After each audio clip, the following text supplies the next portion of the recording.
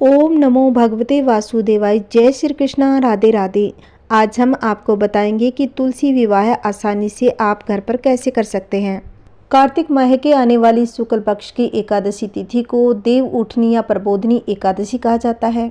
देव उठनी एकादशी के दिन भगवान विष्णु क्षीर सागर में 4 माह शयन के बाद जागते हैं। इस एकादशी पर भगवान हरि के जागने के बाद ही मांगलिक कार्यों की शुरुआत होती है।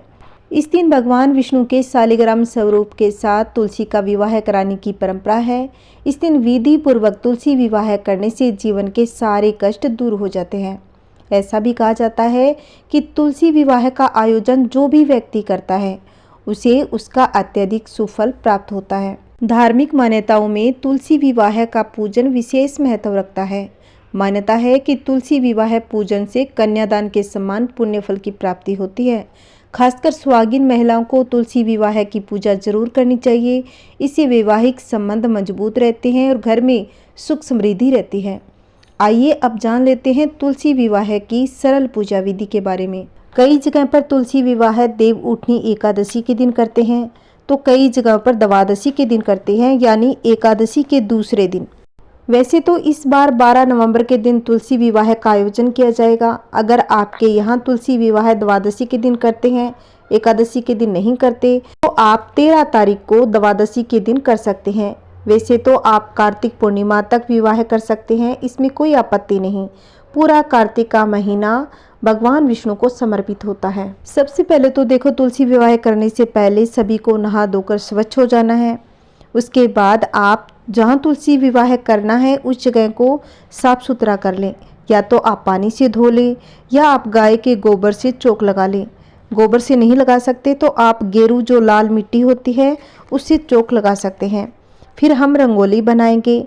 इस दिन आप घर का माहौल ऐसे बना लें जैसे घर में शादी का माहौल होता है। सबसे पहले एक पाटा लें, उसके ऊपर लाल या फिर पीले रंग का वस्त्र बिछा लेंगे। उसके ऊपर शालिग्राम जी को स्थापित कर दें। अगर आपके पास शालिग्राम जी नहीं है तो आप विष्णु भगवान की प्रतिमा भी ले सकते हैं। अगर आपके पास लड्डू गोपाल है तो लड्डू गोपाल को भी आप रख सकते हैं।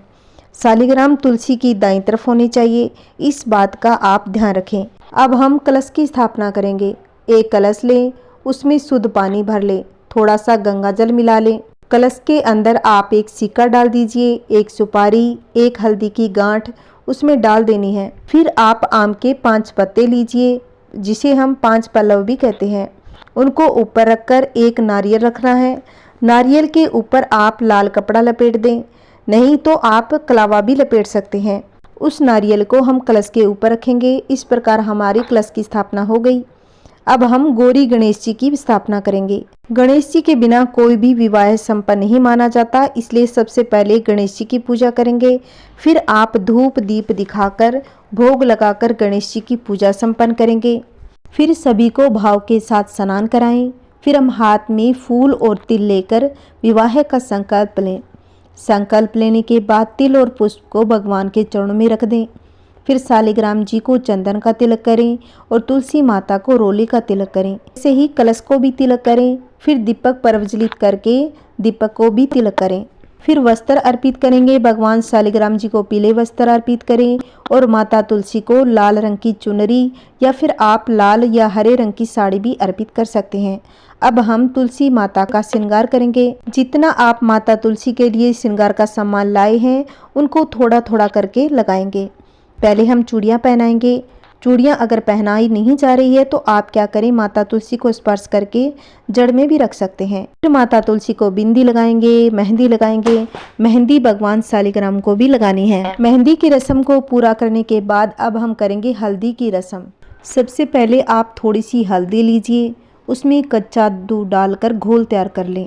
सबसे पहले हम लगाएंगे शालिग्राम जी को हल्दी। शालिग्राम जी को 5 बार हल्दी लगाएं। फिर हम लगाएंगे तुलसी माता को हल्दी। तुलसी माता की जड़ में आप 5 बार हल्दी लगाएं। शालिग्राम जी की और तुलसी माता की हल्दी की रस्म पूरी होने के बाद वरमाला करेंगे। आप 2 माला लीजिए। पहली माला को भगवान विष्णु से स्पर्श करवाइए, उसे तुलसी जी को पहना दें। फिर आप तुलसी माता को माला स्पर्श कराते हुए भगवान विष्णु को पहना दें। इसके बाद दोनों का गठबंधन किया जाएगा। गठबंधन के लिए आपने जो चुनरी माता तुलसी को चढ़ाई थी उसके साथ एक पीले कपड़े को गांठ बांध दे। पीला कपड़ा शालिग्राम जी की साइड में रहेगा और जो लाल कपड़ा है वो माता तुलसी की तरफ रहेगा। इस गठजोड़ में हल्दी, पुष्प, सिक्का, सफ़ेद तिल और सुपारी भी डाल दें। इसके बाद आप गणेश जी, भगवान विष्णु या फिर आप शालिग्राम जी की प्रतिमा ली हो, कलश को धूप दीप दिखाएं और पूजा संपन्न करें। अब भोग स्वरूप आप अपनी श्रद्धा पूर्वक जो भी आप भगवान का भोग लेकर आए हैं वो अर्पित करें, या फिर आपने पूड़ियाँ बनाई है, केले, गन्ने, खजूर, सिंगाड़े जो भी लेकर आए हैं वो अर्पित करते हैं। फिर आप शालिग्राम जी को चौकी समेत हाथ में लेकर तुलसी जी की 7 बार परिक्रमा करें। फिर आप अपने घर के कोई पुरुष मेंबर से शालिग्राम जी की चौकी को हाथ में लेकर तुलसी जी की परिक्रमा करवाएं। अब आप आरती की थाली सजा लें जिसमें धूप, कपूर, दीपक रखें और श्रद्धा पूर्वक पहले गणेश जी की, फिर भगवान विष्णु की, फिर अंत में माता तुलसी की आरती करें। वहीं बैठकर आप कथा भी सुने। इस प्रकार आप तुलसी विवाह संपन्न हो जाने के बाद सभी में प्रसाद बांट दें। तुलसी विवाह के समय मंगल गीत गाना ना भूलें। पूजा के अंत में हाथ में पुष्प और तिल लेकर भगवान से पूजा में हुई किसी भी गलती की क्षमा याचना करें। तुलसी विवाह के दिन तुलसी की पत्तियों को नहीं तोड़ना चाहिए। विवाह के दिन आप ध्यान रखें कि घर में कोई भी मांस, मछली, अंडे, शराब का सेवन बिल्कुल भी ना करें। इस दिन शुद्ध सात्विक भोजन ही ग्रहण करें। जिस घर में नियमित रूप से तुलसी जी का पूजन विधि विधान एवं श्रद्धा पूर्वक होता है वहीं लक्ष्मी जी का निवास होता है। धार्मिक मान्यताओं के अनुसार तुलसी की जड़ में सभी तीर्थों, मध्य में सभी देवता, ऊपरी शाखाओं में सभी वेद स्थित हैं। कार्तिक मास में भगवान विष्णु का पूजन तुलसी दल से करने का विशेष महात्म्य है। धर्म शास्त्रों के अनुसार कार्तिक माह में यदि तुलसी विवाह किया जाए तो कन्यादान के समान पुण्य की प्राप्ति होती है। हिंदुओं के संस्कार अनुसार सभी शुभ मांगलिक कार्यों में तुलसी दल अनिवार्य है। तुलसी घर आंगन के वातावरण को सुखमय और स्वास्थ्यवर्धक बनाती है। जो भी भक्त नियमित रूप से तुलसी में जल देता है, उनकी पूजा करता है, भगवान विष्णु उनकी सभी मनोकामनाएं पूर्ण करते हैं। अगर आप नियमित रूप से नहीं कर सकते तो कार्तिक माह में सुबह स्नान आदि से निवृत्त होकर तांबे के बर्तन में जल भरकर तुलसी को जल जरूर देना चाहिए। संध्या के समय तुलसी जी के चरणों में शुद्ध देसी घी का दीपक जलाएं। केवल कार्तिक माह में नहीं बल्कि प्रतिदिन तुलसी को देवी रूप में हर घर में पूजा जाता है। इसकी नियमित पूजा से व्यक्ति को पापों से मुक्ति मिलती है।